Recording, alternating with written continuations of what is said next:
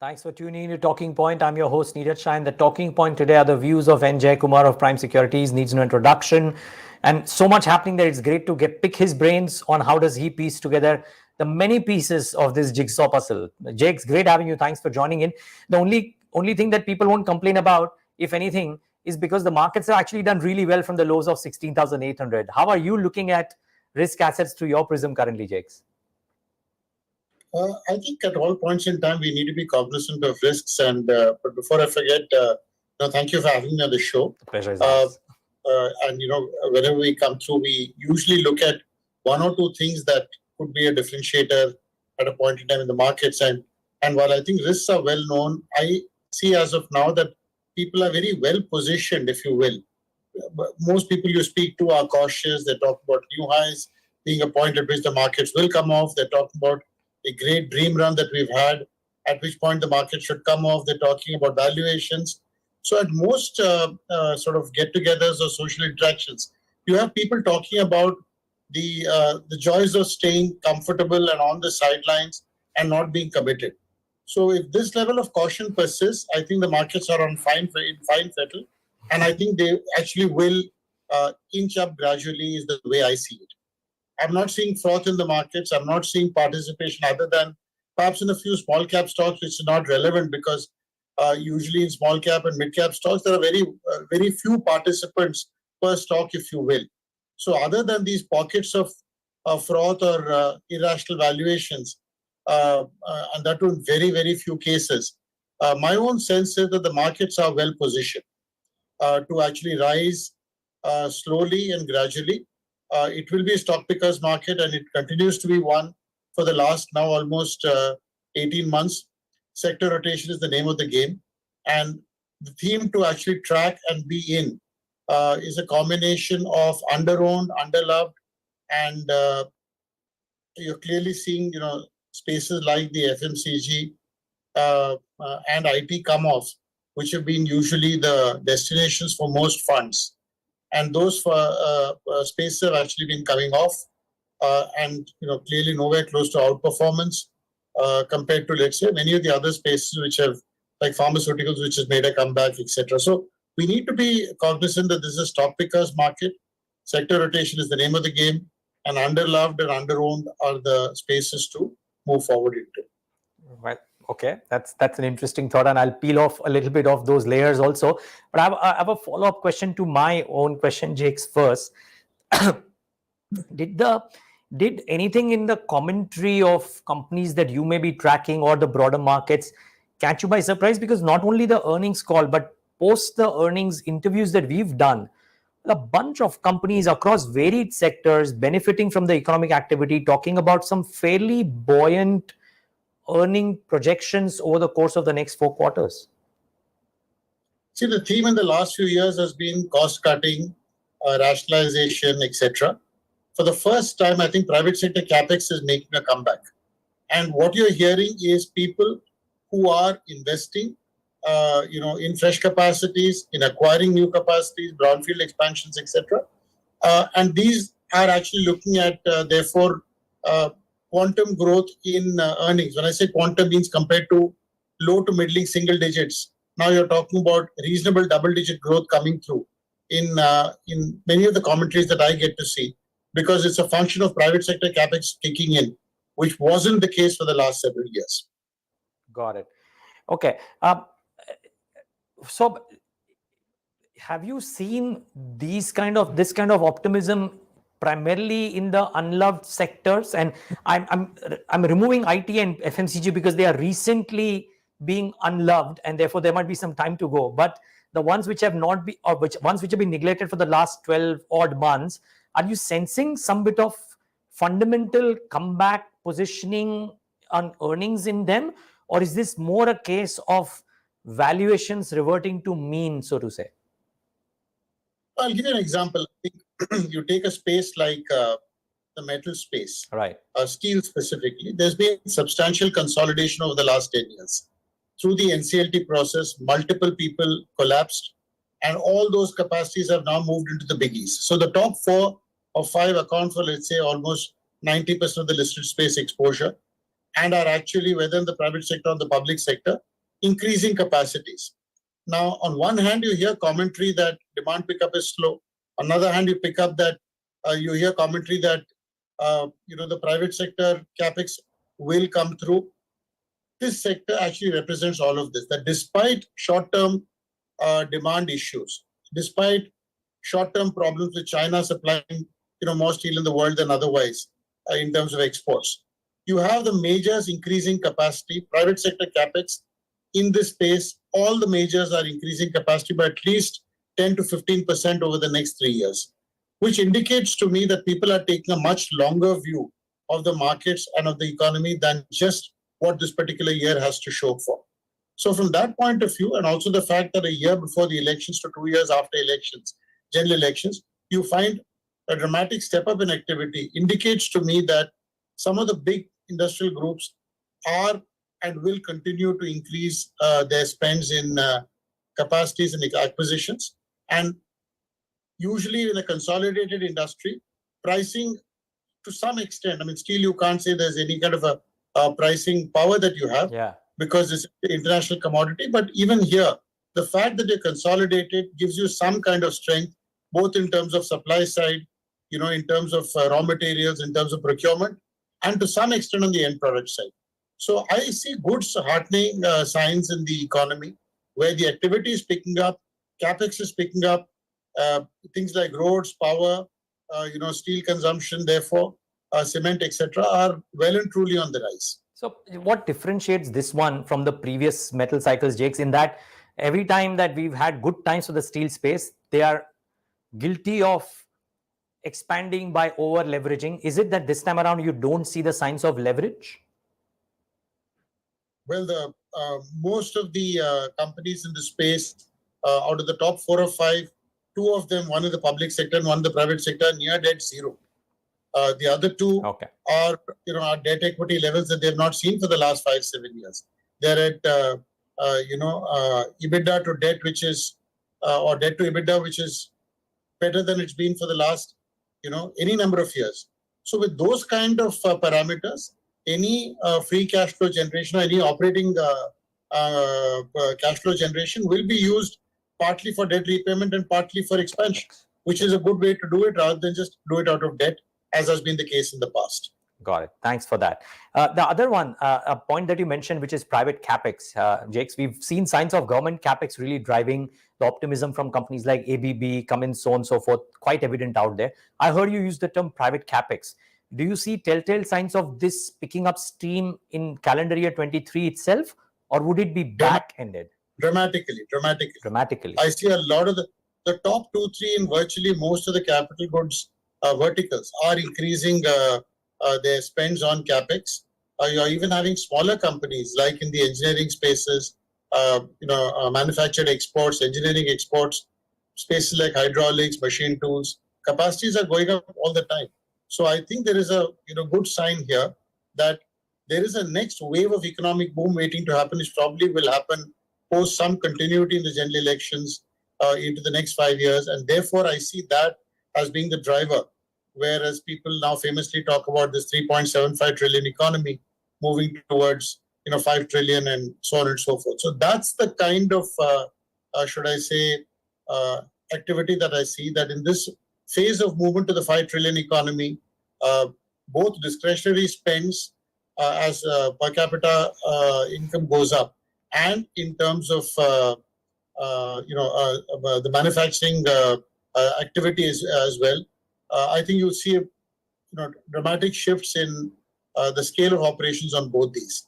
And that's where I feel that this is a really exciting time to be in the markets.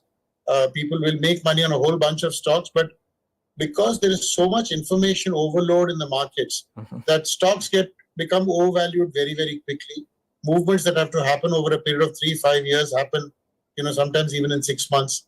And you could have a situation where the sector performs, stocks don't, because they've already run up.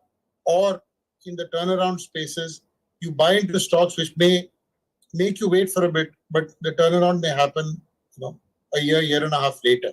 So I think these are interesting times. As I keep saying, this is a stock pickers market. Got it. And I think the challenges thrown up are, wonderful to take on. Okay.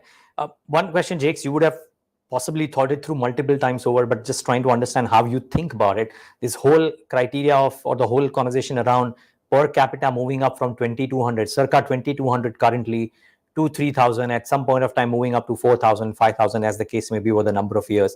A lot of people bring in global comparisons and say that these are the pockets to bet on. I'm trying to, I'm asking you, do you think about investing with that longer time horizon into pockets which will benefit with this rise in per capita? And if so, how?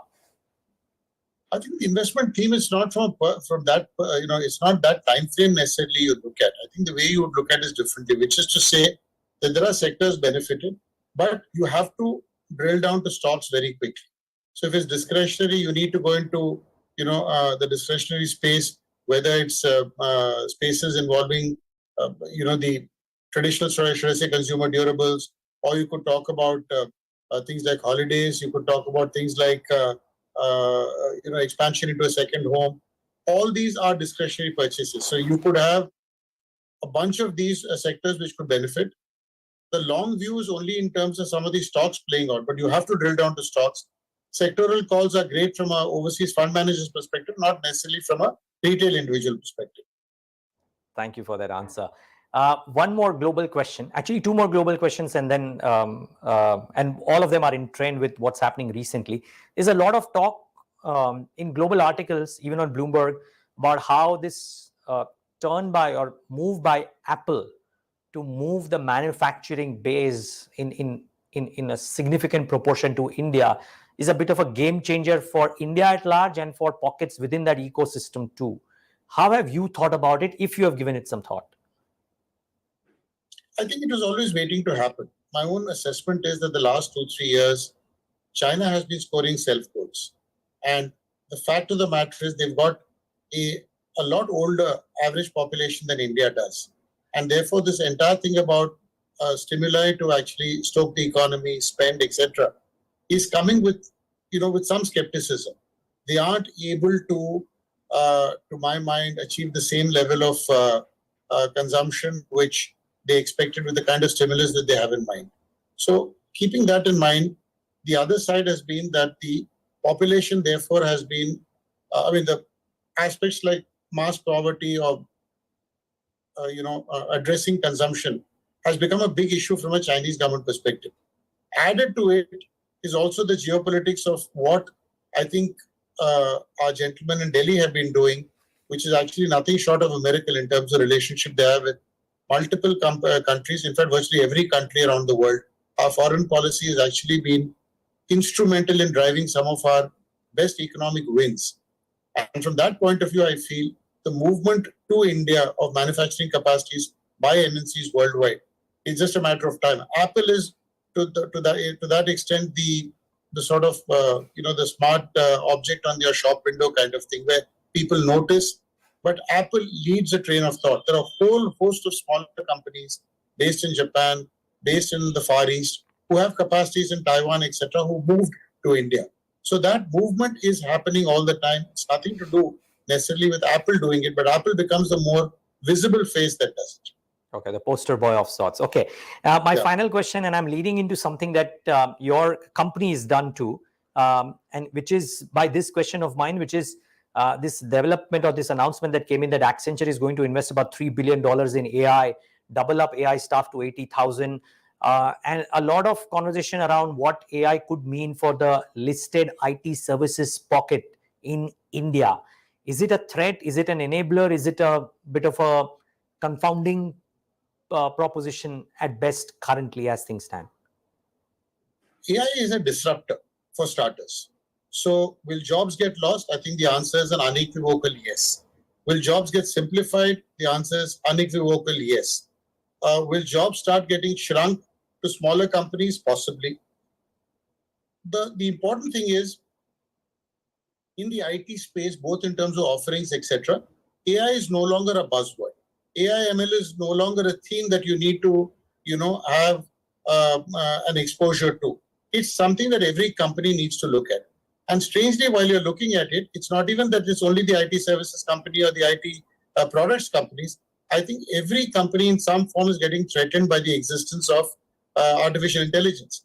So from that point of view, media and entertainment, financial services, all of them will be hugely disrupted. As part of this, the way we saw it was that uh, uh, the financial services industry, especially portfolio selection, portfolio creation, etc., have been dabbled with, if you will, by AI in various pockets, but largely AI and ML have been used for proprietary consumption. So if there are 100 people trading in the world, 89 to 90% of the people lose money, 8 to 9% break even, 1 to 2% if that make money, which may be restricted to some of the big bulge bracket firms, if that, maybe a D Shaw, Renaissance, Citadel, some of the big quant and algo houses, but they largely use it for proprietary. What Prime Securities has done is recently tied up with a company called Bridgeweave, which develops financial products for retail individuals.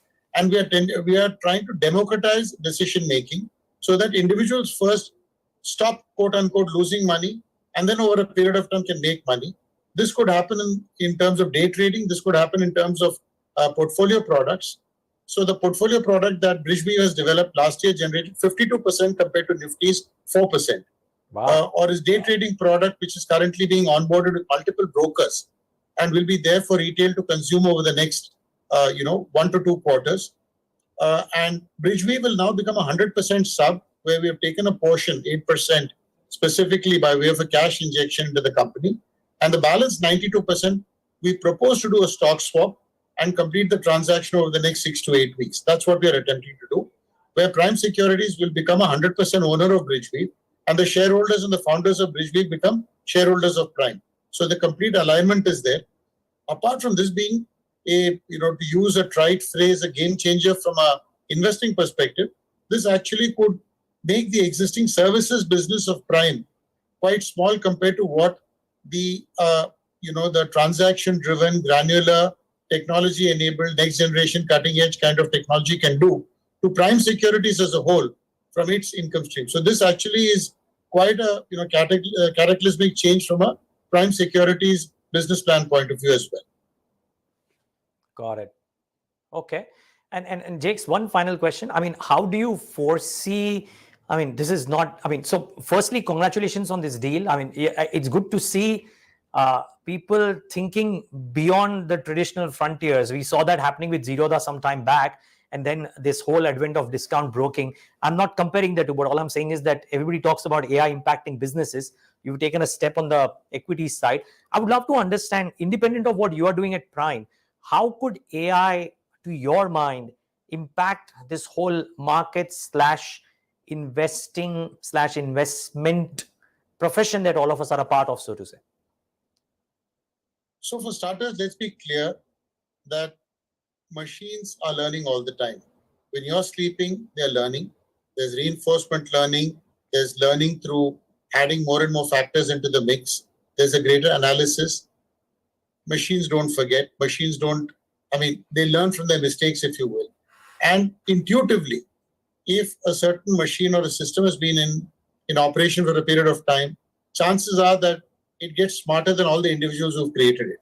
And as that continues to grow, it's quite logical that their ability to assimilate, analyze, and recommend become a lot more powerful than what individuals can do. So am I in denial that machines are smarter than human beings over a period of time? No question. I think it is the humility of being able to accept that you need to focus on. That all of us need to be alive to the situation that machines will get smarter. And actually, it's not artificial, but it's all what I call evolving intelligence.